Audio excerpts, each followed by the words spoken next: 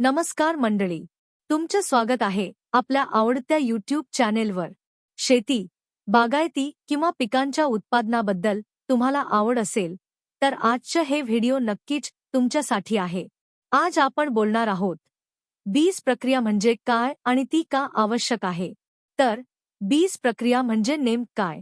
बीज प्रक्रिया म्हणजे बियाणं पेरणीपूर्वी विशिष्ट रसायनं, जैविक घटक किंवा भौतिक पद्धती वापरून त्यावर उपचार करणं. हे म्हणजे बियाण्याला एक सुरक्षा कवच देणं, जे त्याला रोग, कीटक आणि हवामानातील बदलांपासून वाचवायला मदत करतं. बीज प्रक्रिया का करावी?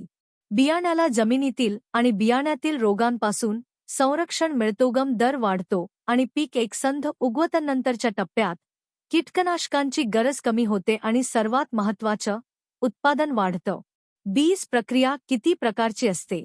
रासायनिक प्रक्रिया, बियाण्यावर बुरशीनाशक, कीटकनाशक यांसारखी रसायन लावली जातात. जैविक प्रक्रिया, फायदेशीर सूक्ष्मजीव वापरून बियाण्याचं संरक्षण केलं जातं. भौतिक प्रक्रिया, गरम पाण्याने प्रक्रिया, किरणोत्सर्ग अशा पद्धती वापरल्या जातात. कोणासाठी उपयुक्त आहे? लहान बागायतदार असो किंवा मोठा शेतकरी, बीज प्रक्रिया सगळ्यांसाठी फायदेशीर आहे. विशेषतः जिथे रोगांचं प्रमाण जास्त आहे किंवा हवामान अनिश्चित आहे, तिथे ही प्रक्रिया अत्यावश्यक ठरते. काही टिप्स: नेहमी प्रमाणित आणि दर्जेदार बियाणंच वापरा. प्रक्रिया करताना योग्य प्रमाणातच रसायन वापरा. प्रक्रिया केलेली बियाणं अन्नपदार्थांपासून दूर ठेवा. शेवटी एक गोष्ट लक्षात ठेवा, बीज प्रक्रिया ही केवळ एक तांत्रिक प्रक्रिया नाही, ती एक विचारसरणी आहे.